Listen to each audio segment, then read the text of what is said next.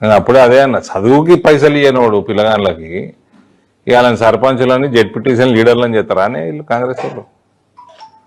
అంత పెద్ద మనసు ఉంటే వీళ్ళు ఎప్పుడో బాగుపడదు.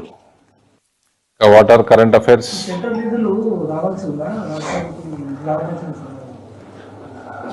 ఇవైతే ఇప్పుడు గత 8-9 నెలల నుంచి పెండింగ్ ఉన్నాయి కదా. ఇప్పుడు సర్పంచ్ ఎలక్షన్లు అందుకే పెడుతున్నాడు.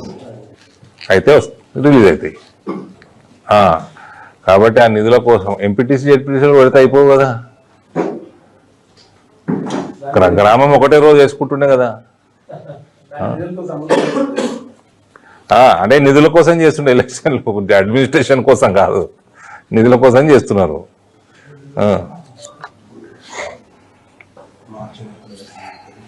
అదే ఫైనాన్షియల్ ఇయర్ ఎండింగ్ లోపల చేయకపోతే పైసలు వచ్చేటివి కూడా రావు. కాబట్టి సర్పంచ్లే పెట్టేసుకొని పైసలు తీసుకుంటారు అన్నట్టు.